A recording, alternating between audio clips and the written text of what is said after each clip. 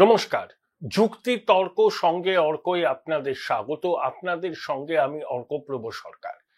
30শে August শনিবার রাজ্যের ক্ষেত্রে খুব গুরুত্বপূর্ণ দিন। এসএসসি দাগি শিক্ষকদের তালিকা প্রকাশ করবে।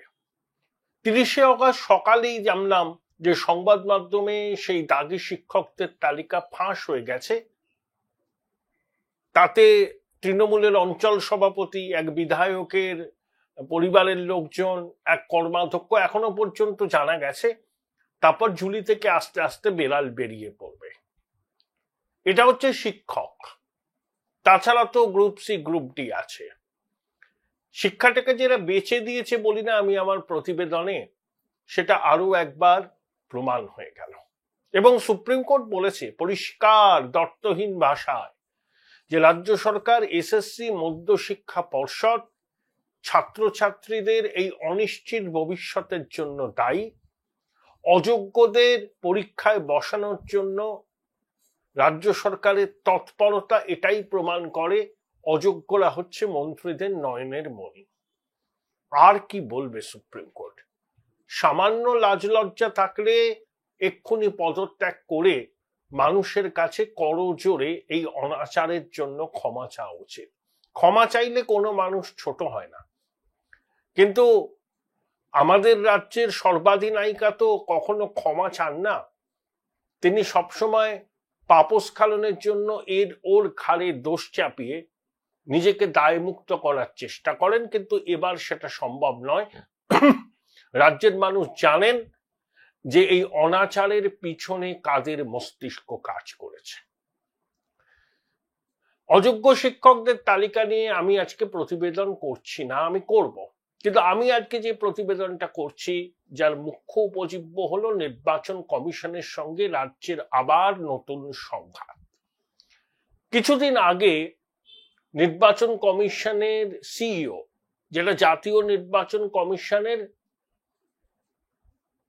নিয়ন্ত্রণাধীন, মানে জাতীয় নির্বাচন কমিশনের রাজ্য শাখা হচ্ছে সিইও দপ্তর, তারা রাজ্যের মুখ্য সচিব ডক্টর মনোজ পানকে চিঠি লিখে বলেছিল যে তাদের স্থান সংকুলান হচ্ছে না। বামাললরি বিল্ডিং এ যেখানে তাদের অফিস, সেখানে জায়গা খুব কম। এসআইআর হবে, তার জন্য অনেক ডকুমেন্টেশন হবে, কাজের পরিধি বাড়বে, তো ওইটুকু জায়গায় হচ্ছে না। তাদেরকে জায়গা খুঁজে দেওয়ার জন্য নবান্নকে অনুরোধ করেছিল। এবং 2, তারপরে তাদের আর্থিক স্বাধীনতাকে সুনিশ্চিত করার জন্য নবান্নর কাছে আর্জি জানিয়েছিল। দেখুন, ভারতবর্ষের অন্যান্য রাজ্যে সিইও দপ্তর কিন্তু রাজ্য প্রশাসনের নিয়ন্ত্রণাধীন নয়। এখানে কিন্তু নির্বাচন কমিশনের সিইও দপ্তর রাজ্যের স্বরাষ্ট্র মন্ত্রকের নিয়ন্ত্রণাধীন। নির্বাচন কমিশনের যিনি সিইও আছেন মনোজ আগরওয়াল, পদমর্যাদায় তিনি কিন্তু অতিরিক্ত মুখ্য সচিব পদমর্যাদায়। আর স্বরাষ্ট্র দপ্তরের যিনি আছেন স্বরাষ্ট্র সচিব, তিনি পদমর্যাদায় প্রিন্সিপাল সেক্রেটারি। তাহলে অতিরিক্ত মুখ্য সচিবের পদমর্যাদা প্রিন্সিপাল সেক্রেটারির পদমর্যাদার থেকে বেশি। এখনো পর্যন্ত এই দাবিগুলোকে আমল দিতে চাইছে না নবান্ন। তারা চুপ করে বসে আছে, গা বাঁচানো জবাব দিচ্ছে। ইতিমধ্যে নির্বাচন কমিশন জানিয়েছে নবান্নকে যে শিপিং কর্পোরেশন অফ ইন্ডিয়ার 3টে তলা স্ট্যান্ড রোডে তাদের অফিস, সেখানে তারা উঠে যেতে চায়। Shipping corporation of India Bharat সরকারের প্রতিষ্ঠান, তার প্রতিমন্ত্রী মানে জাহাজ প্রতিমন্ত্রী শান্তনু ঠাকুর। তাহলে একটা কেন্দ্রীয় রাষ্ট্রায়ত্ত সংস্থার দপ্তরে নির্বাচন কমিশনের অফিস স্থানান্তরিত হবে। নবান্ন সিঁদুরে মেঘ দেখছে, আবার চক্রান্তের গন্ধ পাচ্ছে। মানে এতটাই অবিশ্বাস নির্বাচন কমিশনের প্রতি নবান্নের, তাহলে নির্বাচন কমিশনের কোনো আর্জিকেই তারা মানতে চাইছে না। সবকিছুর মধ্যে চক্রান্তের ভূত দেখছে। আসলে মাননীয় তো সবসময় চক্রান্তের তত্ত্বকে বাজারে খাড়া করেন। সামনে কোনো দৃশ্যমান প্রতিপক্ষ না থাকলেও তিনি কল্পনা করে একটা প্রতিপক্ষ খাড়া করেন এবং ভিকটিম কার্ড খেলবার চেষ্টা করেন। তার রাজনৈতিক জীবনের সূচনা থেকে তিনি এই ভিকটিম কার্ড খেলছেন এবং এখনো সমান তারে খেলে চলেছেন। কিন্তু বারবার ওই ভিকটিম কার্ড খেলে তো আর সুফল পাওয়া যায় না, এটা দিদিমণিকে বুঝতে হবে। তাহলে এখনো পর্যন্ত নির্বাচন কমিশনের জন্য একটা ভালো জায়গা ঠিক করা সম্ভব হয়নি। নবান্ন চুপ করে বসে আছে। নির্বাচন কমিশন আর্থিক স্বাধীনতা চেয়েছে, সেই মর্মে চিঠি দিয়েছে মুখ্য সচিবকে, এখনো তার জবাব হয়তো মুখ্য সচিবের পক্ষ থেকে দেয়া হয়নি। দেয়া হয়ে থাকলেও দায়সারা গোছের কিছু দেয়া হয়েছে, কোনো কংক্রিট জবাব দেয়া থাকলে সেটা আমরা অন্তত জানতে পারতাম। তাহলে পাঙ্গাটা নিয়েই চলেছে রাজ্য নির্বাচন কমিশনের সঙ্গে। আসলে নির্বাচন কমিশন তো জানিয়ে দিয়েছে যে এসআইআর হবে, সিদ্ধান্ত নেওয়া হয়ে গেছে, তারিখটা ঠিক হয়নি, তারিখটাও জানিয়ে দেয়া হবে। একদিকে রাজ্যের শাসক দল যখন মাঠে ময়দানে নির্বাচন কমিশনের বিরুদ্ধে সুর চড়াচ্ছে, আবার নবান্ন কিন্তু পরোক্ষে সহযোগিতার বার্তাও দিচ্ছে। নইলে মুখ্য সচিব বলেন যে ইআরওদের নামের তালিকা চূড়ান্ত করতে হবে 24 ঘন্টার মধ্যে, বিএলওদের নামের তালিকা চূড়ান্ত করতে হবে, এটা কিন্তু একটা সহযোগিতার বার্তা। কিন্তু সাংবিধানিক প্রতিষ্ঠান নির্বাচন কমিশনের সঙ্গে একটা নির্বাচিত সরকারের সম্পর্কের বড় রকম আস্থার ঘাটতি রয়েছে। রাজ্য সরকার, শাসক দল নির্বাচন কমিশনের প্রত্যেকটা ভূমিকাকে সন্দেহের চোখে দেখছে। তার কারণ এসআইআর করার ব্যাপারে কমিশন যে দায়বদ্ধ, তারা যে এটা করবেই, সুপ্রিম কোর্টও কোনো নিষেধাজ্ঞা জারি করেনি এবং করবেও না, বিহারে তো হয়ে গেল, সেটাই সিঁদুরে মেঘ দেখছে। 29 অগস্ট সিইওর দপ্তরে সবকটি রাজনৈতিক দলের বৈঠক ছিল, সেখানে বুথ পুনর্বিন্যাস। এখন নির্বাচন কমিশন নতুন সিদ্ধান্ত নিয়েছে, একটি বুথে সর্বাধিক 1200 জন ভোটার থাকতে পারে। তাহলে নতুন করে 13,000-এর উপর বুথ বাড়বে।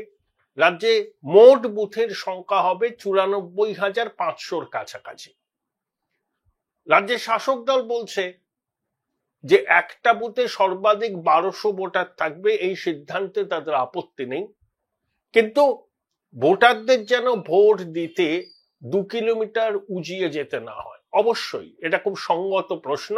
আমার ধারণা নির্বাচন কমিশন এমন সিদ্ধান্তই নেবে যাতে ভোটারদের সুবিধা হয়। দেখুন, হাই রাইজ বিল্ডিং কলকাতা শহরতলি এবং জেলাতেও ছড়িয়ে গেছে। এক একটা হাই রাইজ বিল্ডিং এ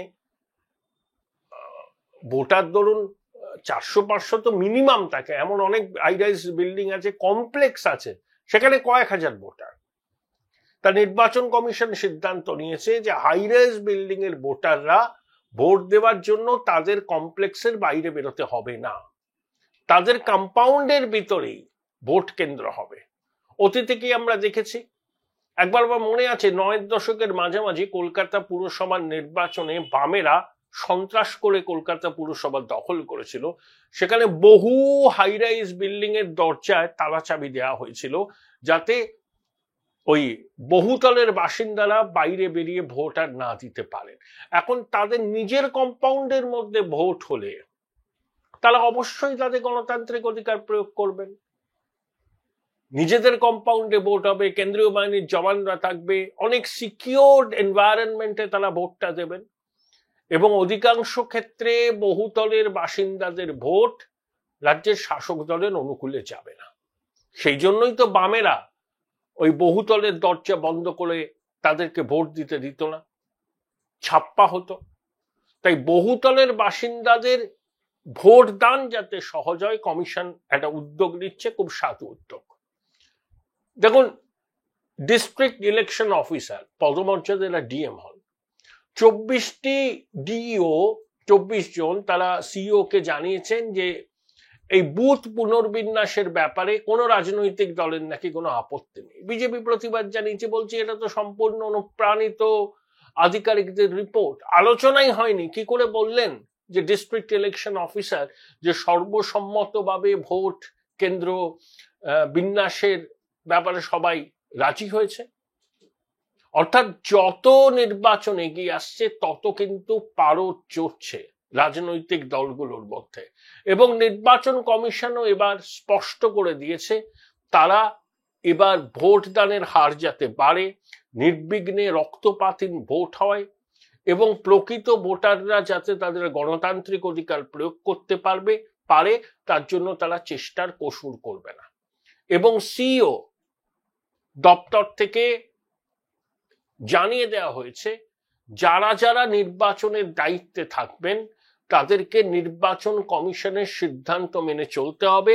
তারা ইলেকশন কমিশনের ডেপুটেশনে থাকবেন। জনপ্রতিনিধিত্ব আইনের বিভিন্ন ধারা উল্লেখ করে নির্বাচন কমিশনের কি ক্ষমতা সেটা জানিয়ে দেওয়া হয়েছে আধিকারিকদের, এবং আধিকারিকদের সতর্ক করে দেওয়া হয়েছে যে কোনো অবস্থাতেই ইচ্ছাকৃত গাফিলতি কমিশন বরদাস্ত করবে না, জেল, জরিমানা, সাসপেনশন পর্যন্ত হতে পারে।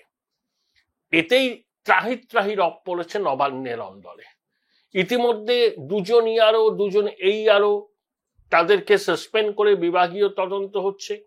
কমিশন এফআইআর দাখিল করতে বলেছিল, রাজ্য উড়িয়ে দেয়নি কমিশনের নির্দেশকে, বলেছে আমাদের একটু সময় দাও, বিভাগীয় তদন্তের পরে আমরা আবার তোমাদের জানাবো আমরা কি করছি। কিন্তু ওরা রুল আউট করছে না এফআইআর এর বিষয়টা। হয়তো নির্বাচন কমিশন রাজ্য সরকারকে এই সময়টুকু দিয়েছে এবং রাজ্য সরকারের পরবর্তী পদক্ষেপের দিকে তারা নজর রাখছে। যদি রাজ্য বিভাগীয় তদন্ত করে এফআইআর করার সিদ্ধান্ত নেয় কোনো অসুবিধা নেই। যদি বিভাগীয় তদন্ত নামে টালবাহানা করে সময় কিনতে চায় তাহলে কিন্তু কমিশন পদক্ষেপ করবে এবং করবেই। এটা কমিশনের কর্তৃত্বকে চ্যালেঞ্জ। কমিশন কিন্তু একটা সাংবিধানিক প্রতিষ্ঠান, তার কর্তৃত্ব এভাবে চ্যালেঞ্জের মুখে পড়ে এটা নির্বাচন কমিশন কখনোই বরদাস্ত করবে না। আর এক্ষেত্রে নতি স্বীকারের কোনো প্রশ্ন নেই। এই হচ্ছে আবহ। কোনো অস্থায়ী কর্মীকে, বেসরকারি সংস্থার কর্মীকে, চুক্তির ভিত্তিতে নিয়োজিত কর্মীকে ডেটা এন্ট্রি অপারেটর হিসেবে নিয়োগ করা যাবে না। সিস্টেম ম্যানেজার, অ্যাসিস্ট্যান্ট সিস্টেম ম্যানেজাররা থাকবে। প্রয়োজনে গ্রুপ সি এবং তদূর্ধ্ব লোকদের এই ডেটা এন্ট্রি অপারেটর হিসাবে নিয়োগ করতে হবে। এরপরে কমিশন আরো অনেক পদক্ষেপ নেবে। যেমন শোনা যাচ্ছে যে ভোটের সময় ভোট কেন্দ্র পরিচালনার দায়িত্ব কেন্দ্রীয় বাহিনীর পাশাপাশি ভিন্ন যে সশস্ত্র পুলিশ বাহিনীও থাকবে। কুইক রেসপন্স টিম, তাতে তাদের গতিবিধি নিয়ন্ত্রণ করার জন্য প্রযুক্তির সাহায্য নেওয়া হবে। দেখুন, কুইক রেসপন্স টিম একটা ঘটনা ঘটার কিছুক্ষণের মধ্যে যাওয়া প্রয়োজন। অনেক সময় আমরা দেখি ঘটনা ঘটে যাওয়ার 1 ঘন্টা বাদে কুইক রেসপন্স টিম আসছে, ততক্ষণে যা হওয়ার হয়ে গেছে। তাহলে কুইক রেসপন্স টিমের জন্য যে গাড়ি বরাদ্দ হবে, সেই গাড়ির চালক যারা থাকবেন তাদের দক্ষতা এবং একই সঙ্গে তারা যে সঠিকভাবে দায়িত্ব পালন করতে সক্ষম সেটাও কিন্তু যাচাই করে নেওয়া হবে। কারণ তারা স্থানীয় মানুষ, তারা পথঘাট ভালো চেনেন। একটা জায়গায় পৌঁছতে 10 মিনিট সময় লাগে, চালক কুইক রেসপন্স টিমের জওয়ানদের এমন রাস্তায় নিয়ে গেল 45 মিনিটে পৌঁছলো। তো এগুলোও এবার নির্বাচন কমিশন সম্ভবত দৃষ্টি দেবে। তাই কমিশনের এই সক্রিয়তাকে নবান্ন ভালো চোখে দেখছে না। আবার সাংবিধানিক প্রতিষ্ঠানের সঙ্গে প্রকাশ্যে ঝগড়া করলে প্রশাসনিকভাবে তার খেসারত তাদের দিতে হবে, কিন্তু তারা পাঙ্গা নেওয়াটা ছাড়ছে না, অসহযোগিতার রাস্তা থেকে সরে আসছে না।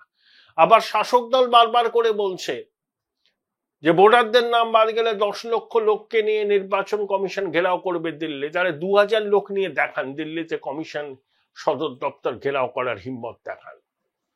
এসব বারফটটাই বালক সুলভ চপলতার, এর কোনো গুরুত্বই নেই। অরূপ বিশ্বাস মন্ত্রী, তিনি কালকে কমিশনের দপ্তরে গিয়ে বলেছেন এসআইআর তো হবে না, তালিকা থেকে নাম বাদ গেলে অভিষেক বলেছেন 10 লক্ষ লোক নিয়ে দিল্লির নির্বাচন কমিশন ঘেরাও হবে। এসআইআর হবে, মৃত ভোটার, 2 জায়গায় নাম তোলা ভোটার, ভুয়ো ভোটার, অনুপ্রবেশকারীদের নাম তালিকা থেকে বাদ যাবে। তৃণমূলের নিজেরই এস্টিমেট হচ্ছে 70 লক্ষ নাম বাদ যাবে। Join Indian Institute of Hotel Management now. Right choice, right decision. তাই যতই তর্জন গর্জন করুক ওই বালক বুদ্ধির যুবরাজ এবং তাকে সঙ্গত করুক মাননীয়ার সঙ্গী সাথীরা, এতে কিছু হবে না। বেশি পাঙ্গা নিলে নির্বাচন কমিশন এই সরকারের টেনিয়রে এসআইআর করবে না এই সরকারের সময়সীমা শেষ হয়ে গেলে রাষ্ট্রপতি শাসন জারি করে এসআইআর হবে, তারপরে vote. No SIR no vote, এটা দেয়াল লেখনটা স্পষ্ট। এবার প্রতিবেদন শেষ করার আগে অন্য একটা কথা বলি। এই যে পরিযায়ী শ্রমিক কল্যাণ পর্ষদ সুপ্রিম কোর্টের দ্বারস্থ হয়েছে যে বাংলাভাষী পরিযায়ী শ্রমিকদের বাংলাদেশি বলে দাগিয়ে দেওয়া হচ্ছে। দেখুন, অনুপ্রবেশের সমস্যা আমাদের কাছে খুব চ্যালেঞ্জিং। এতে ডেমোগ্রাফিক চেঞ্জ হচ্ছে, দেশের পরিকাঠামোর উপর চাপ বাড়ছে, দেশের যুব শক্তির কাজের সুযোগ সংকুচিত হচ্ছে এবং জাতীয় নিরাপত্তার ক্ষেত্রে এরা বিপজ্জনক। প্রধানমন্ত্রী বলেছেন, কেন্দ্রীয় স্বরাষ্ট্র মন্ত্রক সব রাজ্যকে বলেছে যে অনুপ্রবেশকারীদের চিহ্নিত করে বিতরণ করতে হবে। কিন্তু আবার একই সঙ্গে অনুপ্রবেশকারীদের চিহ্নিত করার নামে কোনো ভারতীয় যেন নিগ্রহের মুখে না পড়ে। আমরা বাংলায় কথা বলি, আসামের বিস্তীর্ণ অঞ্চলের মানুষ বলেন, ত্রিপুরায় বলেন, মেঘালয়ের বলেন, তারা ভারতীয় বাঙালি। বাংলাদেশের মানুষও বাংলায় কথা বলে। তাহলে অনুপ্রবেশকারীদের চিহ্নিত করার ক্ষেত্রে খুব সতর্ক থাকতে হবে প্রশাসনকে। সীমান্তে অনুপ্রবেশ যেমন একটা বার্নিং ইস্যু, একই সঙ্গে যেটা মাননীয় বিচারপতি জয়মাল্য বাগচি বলেছেন যে বাংলাদেশ এবং পশ্চিমবঙ্গ ত্রিপুরার সঙ্গে আমাদের একটা ভাষাগত সাংস্কৃতিক ঐতিহ্যের মিল আছে, এটাকেও মাথায় রাখতে হবে। যেমন পাঞ্জাবের সঙ্গে সীমান্তার ওপারে লাহোর ভাষাগত সংস্কৃতিগত মিল আছে, এটা বাস্তব। এই বিষয়গুলো মাথায় রেখেই কিন্তু এই অনুপ্রবেশের বিষয়টাকে দেখতে হবে। সুপ্রিম কোর্টের এই পর্যবেক্ষণে দিদিমণি যারপর নাই উল্লসিত এই এক্স হ্যান্ডেলে পোস্ট করে তার উচ্ছ্বাস প্রকাশ করেছেন। সুপ্রিম কোর্ট একবারও বলেনি যে এই উদ্যোগকে বন্ধ করতে হবে। তারা 10টি রাজ্য এবং কেন্দ্রীয় সরকারের অবস্থান জানতে চেয়েছে। সলিসিটর জেনারেল তুষার মেহতা কেন্দ্রের অবস্থান ব্যাখ্যা করেছেন এবং কলকাতা হাইকোর্টে সোনালী বিবির বিষয়টা দ্রুত শুনানি হবে, এটাও সুপ্রিম কোর্ট নির্দেশ দিয়েছে। ফাইন, কেন্দ্র হলফনামা দেবে, রাজ্যগুলো হলফনামা দেবে, যে স্বেচ্ছাসেবী সংগঠন মামলা লড়ছে তারাও দেবে, পরিযায়ী কল্যাণ পর্ষদের পক্ষ থেকে আইনজীবী প্রশান্ত ভূষণ তারাও বলবে। আমরা তো চাই একজন ভারতীয় যেন নিগ্রহের মুখে না পড়েন, আবার একজন বাংলাদেশি অনুপ্রবেশকারী যেন ভারতে না থাকে। শক্ত কাজ, স্পর্শকাতর বিষয়, কিন্তু কেন্দ্রীয় সরকার এবং অন্য রাজ্য সরকারগুলোকে এই স্পর্শকাতর বিষয়টাকে খুব সংবেদনশীল ভাবে বিচার করতে হবে এবং সেই অনুযায়ী পদক্ষেপ নিতে হবে। দিদিমণির এই অকারণ উল্লাসের কোনো কারণ